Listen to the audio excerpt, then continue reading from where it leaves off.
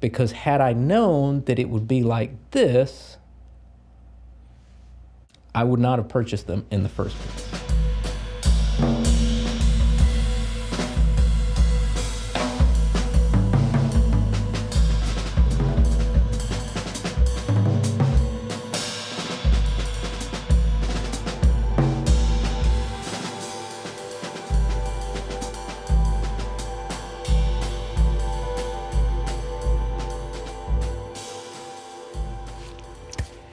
So our next order of business is going to be to, I would like to program the Vermona DRM3 with some percussion parts, drum parts. The idea is to, what I'd like to do would be to record some acoustic drums and incorporate both the acoustic drums that are kind of played a little more free and loose, and then have sections that are with programmed percussion. So the way that we have the Vermona DRM3, DRM1 Mark III set up with the Schaltwerk is that we've got the triggers from the Schaltwerk going into the Vermona, and the Vermona is going in through this 8-channel snake into NUENDO, basically. And so we've got 4 patterns cleared out on the Schaltwerk. So the first thing we do is we get our NUENDO playing. And we're gonna come in here and select, we're gonna go to Pattern Tools. We're gonna select Pattern 1. Hit OK. And then I'm going to go back into Pattern Tools. With Pattern 1 selected, we're going to program our, this is the bass drum on track 1. Let's just see what happens here.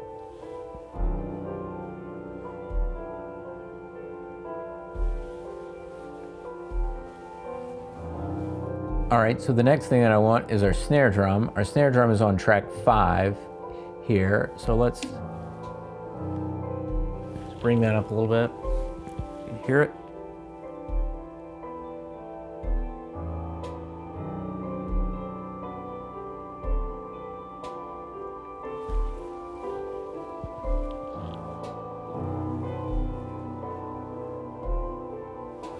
Let's move this here.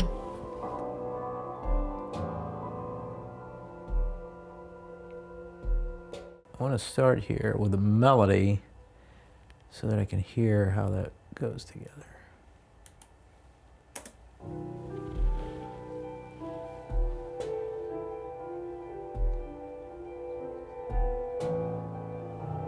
Our hi-hat should be here on 6. Let's add in a couple.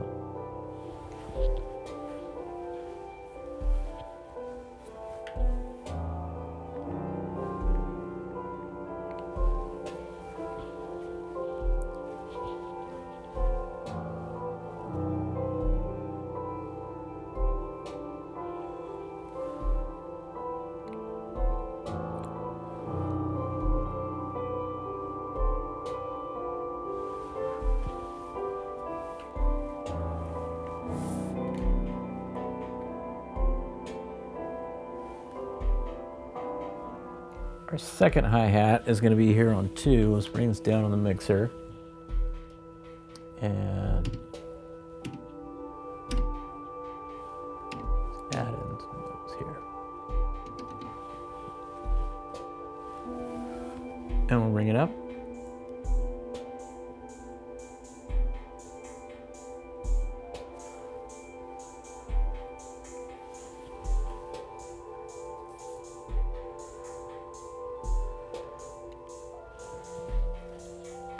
See what we've got here on track 2. Should be this low drum.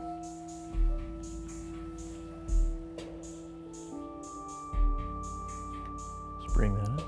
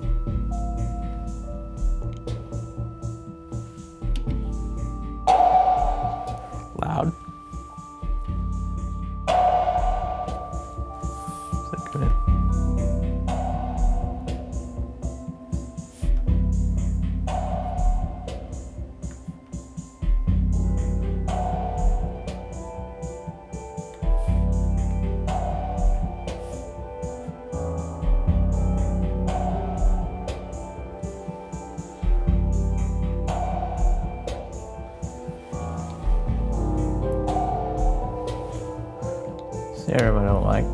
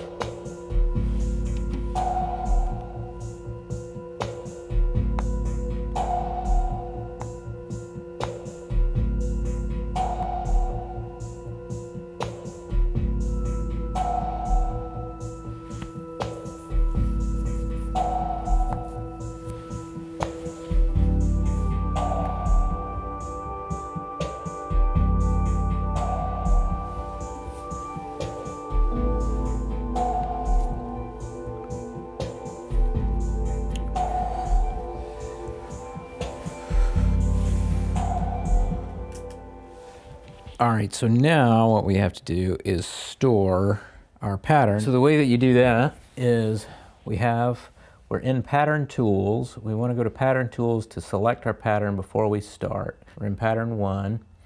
And because we're in pattern tools, when we're making the track, OK starts to blink. So once we hit OK, we're going to write this sequence that we've programmed in to pattern 1. So we'll hit OK. And so now we have it. If we go to pattern 2, we'll see pattern 2 is empty. Nothing here. We go back to pattern 1, and it's here. So if we hit play, we've got it.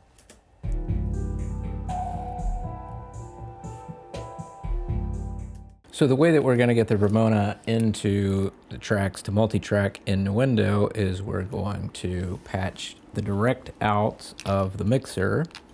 The Vermona is coming up on the patch bay here from the snake outputs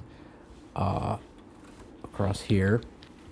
And then we're going to patch the direct, and that goes into our mic lines here, out from the snake here into our mic lines here. Then we're going to take our direct out from the mic lines, which come up here on the patch bay.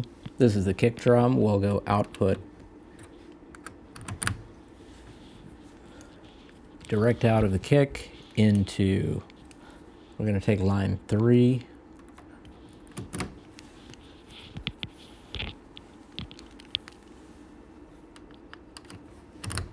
snare drum, line 4, and all the way down. This way we can have a multi-track of our drum recording and get that almost in one pass. We've got our Vermona tracks coming up here on kick track, here on mono 3, snare 4, the clap effects thing that sounds like that Doit kind of sound is in mono 5. Sub bass 6, that dry tom is coming up on 7, our hi-hat 1 on 8, and so at this point I like to keep 1 and 2 open because that's the stereo mix, and that is how the output of that is how we're getting back into the mixer. We could technically use the inputs on that, but just to keep it symmetrical so that I can think about it clearly, I leave those open. And if we're printing the stereo mix, obviously those have to be. So I keep those open and then start the drums on channel 3, but then that means that that extra hi-hat part, the hi-hat 2 here, I don't have a input on a line in on the interface for that. So we'll record that in a separate pass. But all of these should be coming up now if we record enable, or if we monitor enable these, input monitor these, and hit play. Okay, so it helps if you patch into the right spot on the patch bay. So now, if we hit play, we should, there we go. So I'm gonna change our monitoring here in NUENDO to input monitoring, so we can see our input levels. And then that also shows us that these are mono tracks all the way down. And so at this point, what we can do is we'll mute all of our other parts here, these parts in NUENDO. That's also, those are coming up on the console on channels 1 and 2, and which is another reason why I like to start here with anything else tracking on 3, so that I can mute the mix coming out of NUENDO. So we can then come here and record enable these tracks, and we should get, let's turn our loop off, and we should be able to record.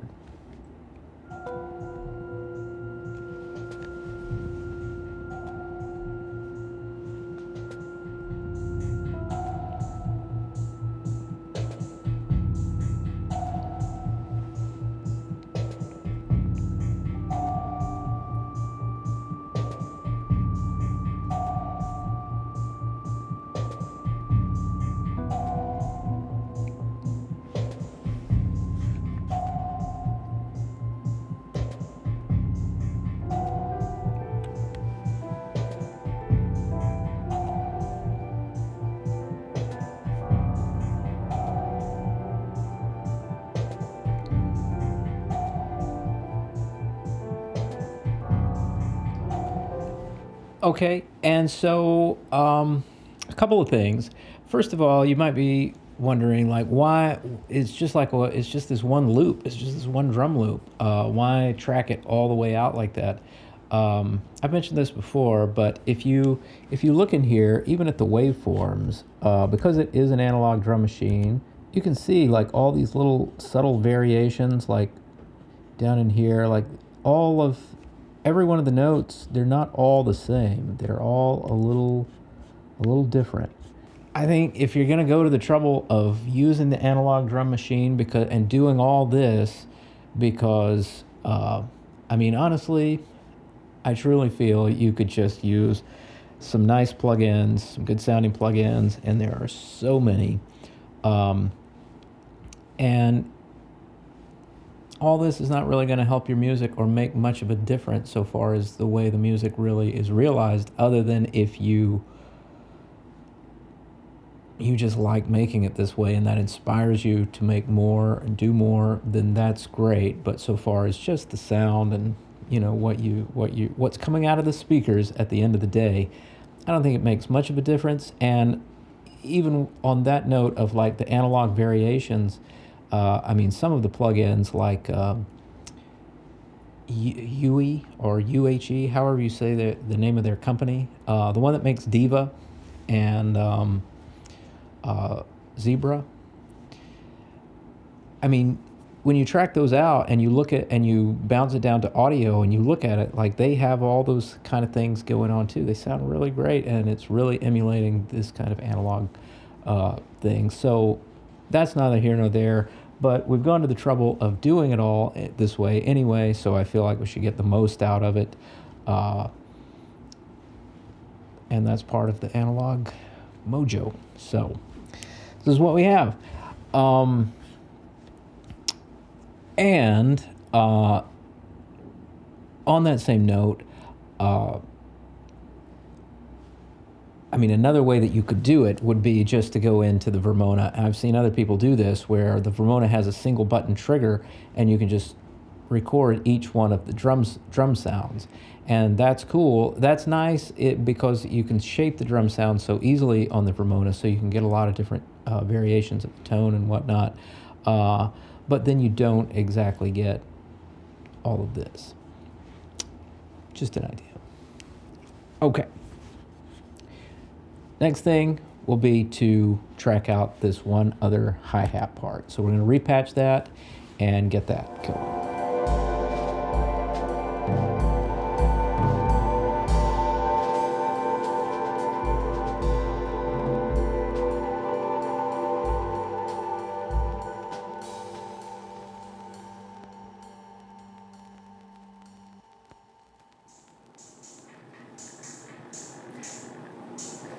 Here's a pro tip. It really helps to patch the right things out of the patch bay into the right things in the patch bay. Somehow, it makes a big difference. The thing about the analog drum machines is, I had mentioned this before in my studio revamp videos, that series. If you want to go back and watch those videos or go check those out, for me, whatever comes out of the speakers at the end of the day, that's all I really care about. That's all that really matters to me. To be really honest, it's hard for me not to feel like a whole lot of this stuff is a lot of archaic junk that just slows down the process of getting the music made. And another thing is that there's a lot of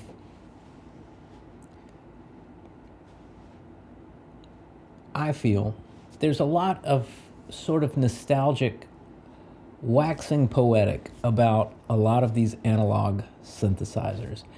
And I just want to reiterate one more time that, like, if you're a collector of them and you just like the stuff and you like the workflow of using it, wonderful. There are things about, like, say, the analog rhythm that where the combination of parameter locks, trig conditions, and the onboard effects can create results that are unknown. Like, you happy accidents. You kind of stumble onto something like, oh, where you weren't expecting the outcome of it. It wasn't like a sound that you had in your head and you were like, I'm trying to get this sound. It was something that was completely outside of whatever you might have imagined. Those kind of things are great so far as an instrument like that, and maybe even more so a drum machine like the Pulsar 23. I haven't used that myself, but it seems to be even more in that direction. And those kind of things are different than, say, just being so in love with the sound of an analog 808 drum machine and feeling that all those wonderful plugins don't quite get that. I don't believe that. I mean, you can take two original 808 drum machines and they both will sound a little different. So if a plug-in emulation sounds a little different. On the topic of machines like this that have a lot of chance and unknown outcomes built into the way that they work, I still feel that through the course of plug-in effects maybe that you chain together in certain ways, mixed with maybe automation that you write in without really knowing what it's going to do to the parameters of the plugins, kind of layering those type of scenarios together. Honestly, the chance for happy accidents is even more in the favor of this way. And, you know, I mean, with the wealth of plugins that are out there with all of this kind of stuff, it's like, I mean, the world is your oyster so far as whatever you might want to put together in a way that leaves the outcome and the realization of the music to something that's unknown and a part of randomized chance. Something to think about. Okay. We've got our drums tracked out here. What can sometimes happen when you're recording it this way is that you might clip the first note there, or it might all start a little off. Let's listen back to just what we have here in the recorded Vermona part.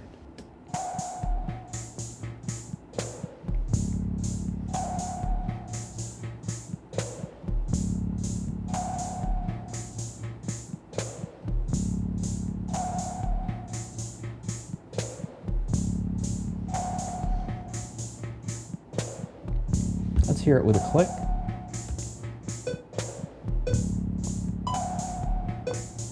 Let's play from the start.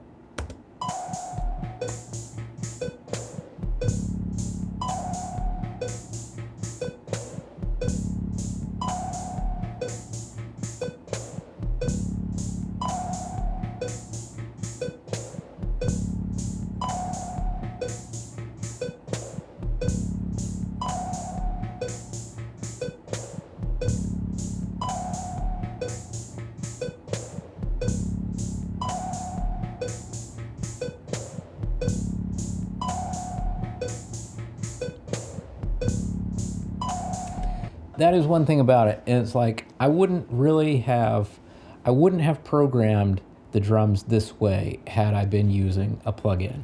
They're kind of asymmetrical, a little bit off in a way that I wouldn't have really thought to do. So there's a plus for this kind of workflow. Our levels are a little conservative, and I wanted to do that on purpose because I didn't want to clip anything, and we've got so much gain in the DAW we can add.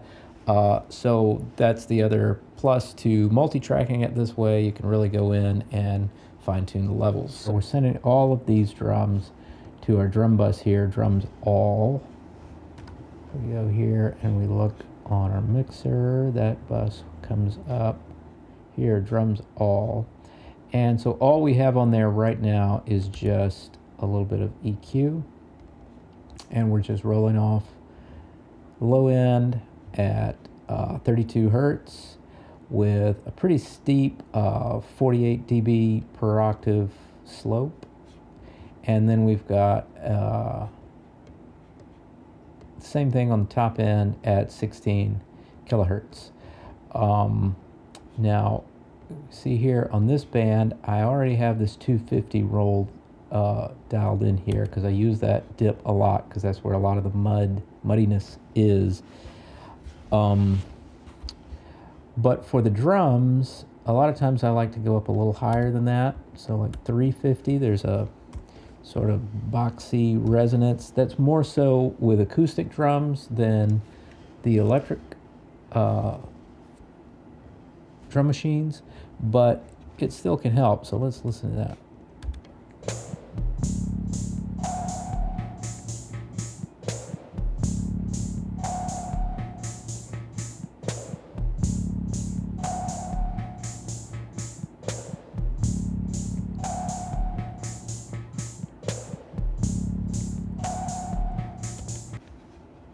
All right, so what I think I want to do here is to add a compressor that's got maybe some kind of like SSL type compressor. I think the one that I would like to do would be this Townhouse bus compressor. I'm kind of trying to get away from the Waves plugins. I use the Waves SSL compressor a lot, and it's nice, but I have this feeling that I'd like to get away from the Waves plugins. That last move they did with the trying to go to subscription and all this is like, I don't know. So what I like to do on the drum bus is 4-to-1 ratio. I want the attack to be as slow as possible to really let all those transients go through and as much as possible. and then a pretty fast release. I almost never use the auto release, and let's see where we are there. And we'll pull our threshold down.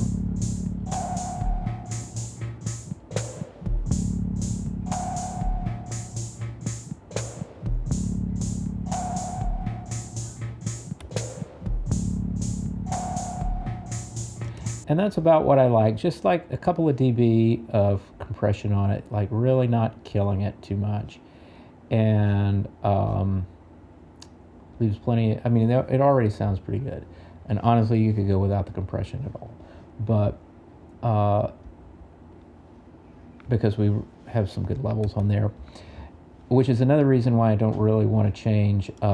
We kind of mixed it on the console, so the levels, if you look at the waveforms, you see like some of the waveforms are really like very, the gain is way down, but it's kind of already mixed this way, like it's already balanced throughout the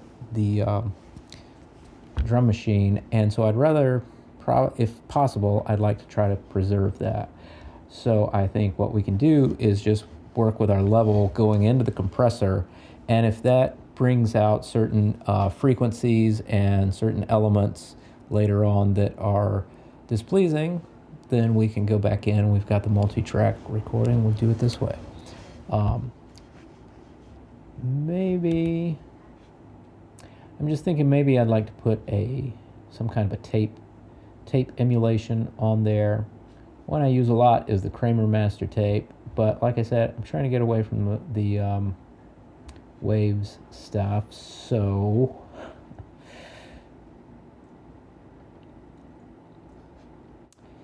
yeah, let's see if we can do this one.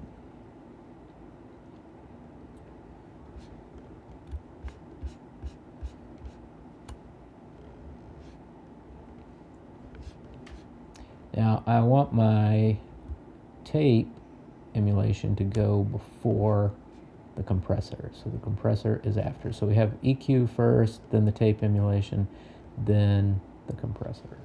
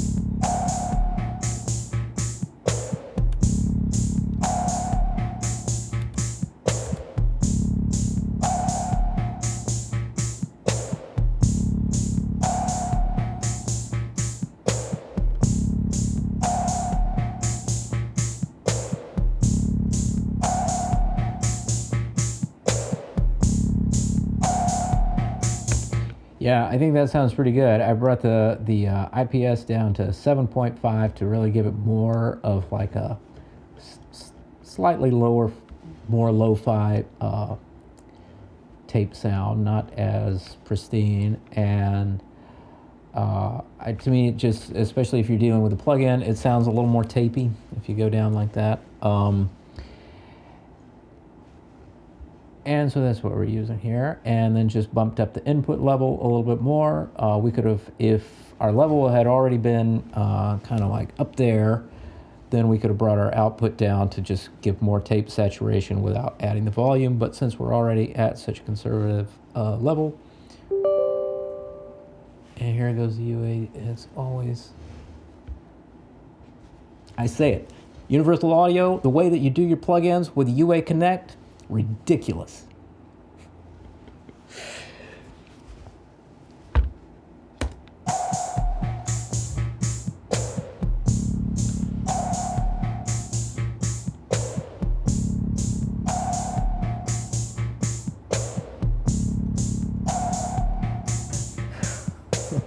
All right, so now that we've worked out the ridiculous Universal Audio UA Connect plugin business, we can move forward.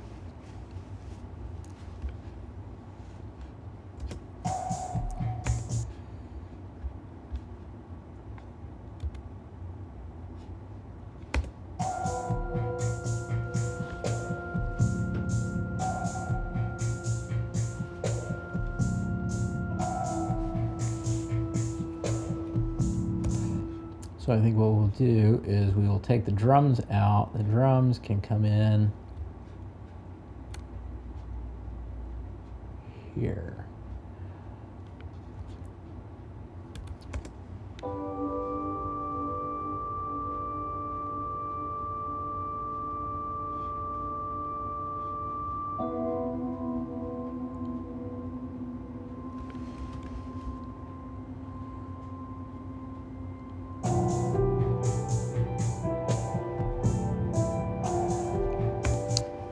And right away, I think we'll come in without the hi-hats.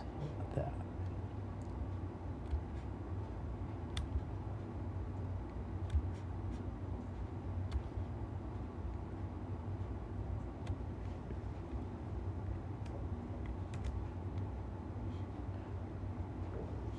So I think what I want to do is to slice these into 8-bar sections here so that you can just visually see what we're looking at.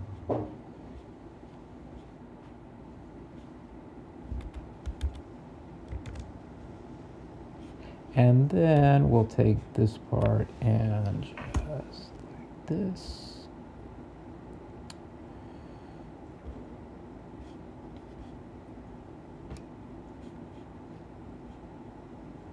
And maybe even in 4-bar sections. That way we can really see and move it around in blocks. Well, you know what? Maybe not, because that cuts off our sub bass through here.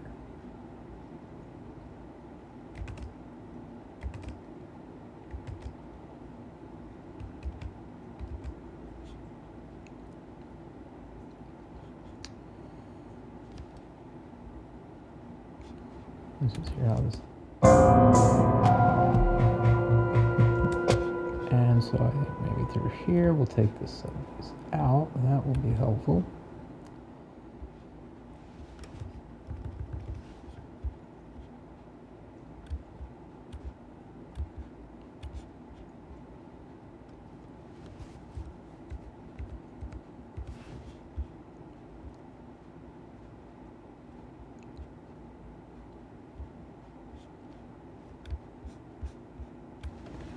Duplicate.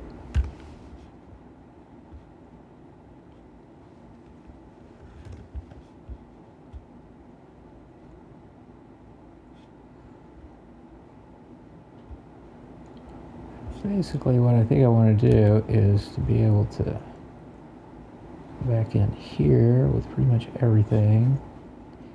So let's then duplicate this one more time.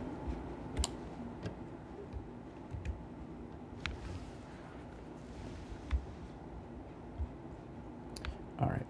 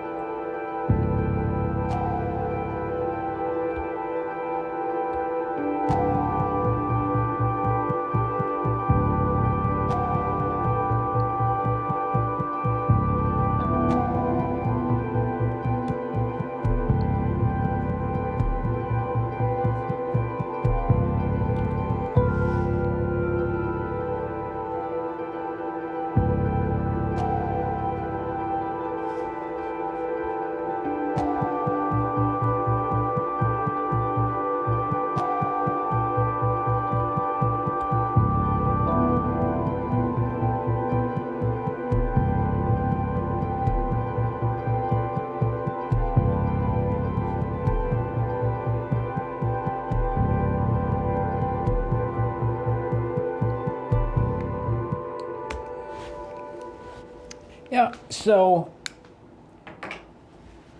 we'll just keep refining it this way and kind of shaping the drums. And the next two things will be recording the modular, getting some of that in here, and then maybe adding in some plugins and using the piano parts that we sequenced earlier to either transfer that to some virtual instruments for some ideas, or also try that on the modular as well. I want to say one more thing, since we're on the topic of this universal audio plugin business, and maybe just plugins in general. Possibly, I might want to make a full video just on this subject because I think it's worth going into. But since we are on the topic and it popped up right here on the computer while we're doing the track, it's on my mind. If you don't know what I'm talking about, with the Universal Audio plugins, they have this app, the Universal Audio Connect, UA Connect, and this is how you register the plugins and everything. And for what that is, that's fine. Universal Audio, if you're listening, I was so happy about your decision to untether your plugins from the hardware, because I don't want the hardware. But I've always wanted to try the plugins. And my opinion of it is that in this day and age, the computer processing power is so powerful that there's no real, in my mind, there's no good reason to have the plugins offloaded to a separate piece of hardware to diminish the load on the computer. I look at that as just like a glorified dongle, which fundamentally in the year 2024, I am against all of that. I will say this, Universal Audio, I completely understand your interest in wanting to protect your intellectual property right of the plugins. That's completely reasonable, and I'm all for it. As a musician and composer and content creator and this kind of thing, all this, I like that. But there's also the fact that you're making a product that people are using in their production workflow. And there are already so many distractions and things that slow down a workflow, and we're using computers that have email on it half the time. There's pop-ups and notifications that are coming across here and there all over the place. And the last thing that you really need is something to pop up in the middle of when you're trying to work in a session. And all of these kind of archaic ways of like beating the customer over the head with the registration and the authorization and all of this, it's just not necessary. And I can say that it's not necessary because I look at other manufacturers, like, it's a long list. I mean, you could really go on, but big ones, not just like kind of off to the side, fringe kind of things, but like Brainworks, Plugin Alliance, UHE, UE, however you say their name of their company, Native Instruments, huge, ImageLine, Isotope. Those have wonderful ways of registering the plugin, and it's very user-friendly, and I don't understand why it can't be this way.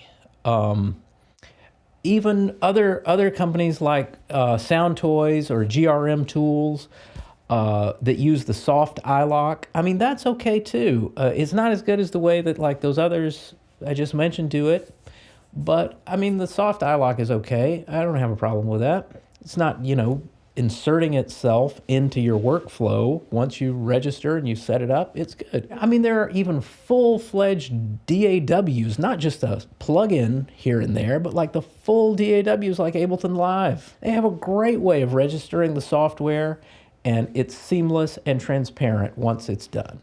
So to my mind, the way that it's working here with this UA Connect, of it just randomly popping up all the time in the middle of a session to where you have to address it, is unacceptable. And it's the kind of thing that makes me not want to use your plugins. If I'm speaking to you, Universal Audio, it makes me not want to use your plugins. To the extent that if you would offer me a refund on the plugins that I have purchased, I would take you up on that. You can have your plugins back and I'll take my money back. Because had I known that it would be like this,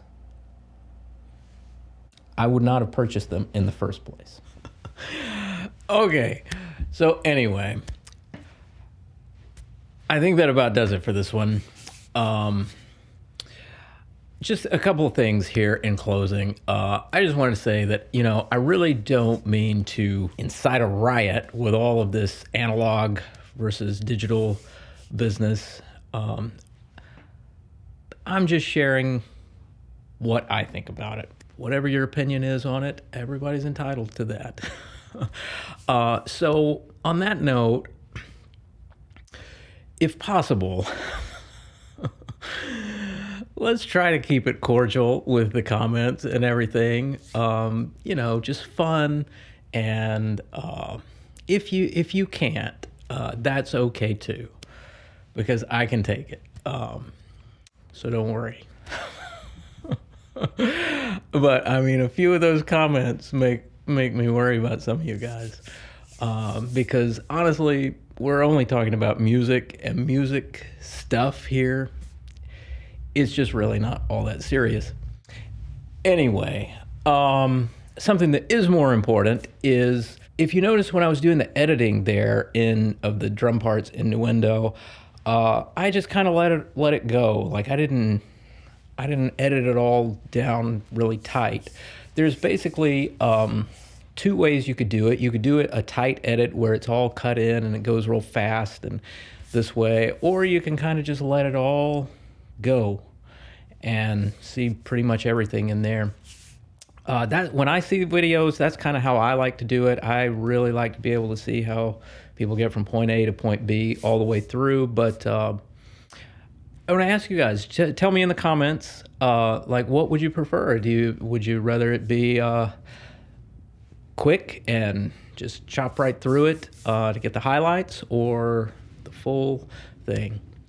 So anyway, that's about it. If you found this content useful, consider joining me over at my Patreon.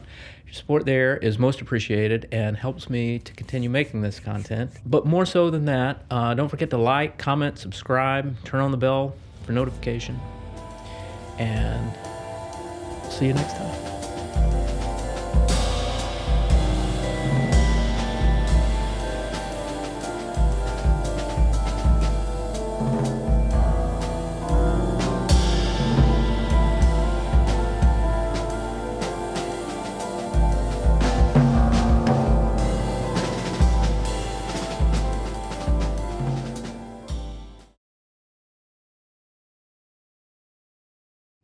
No, that was not good. Okay, fuck it. All right, here we go. We've got enough anyway. Here we go. Take 3.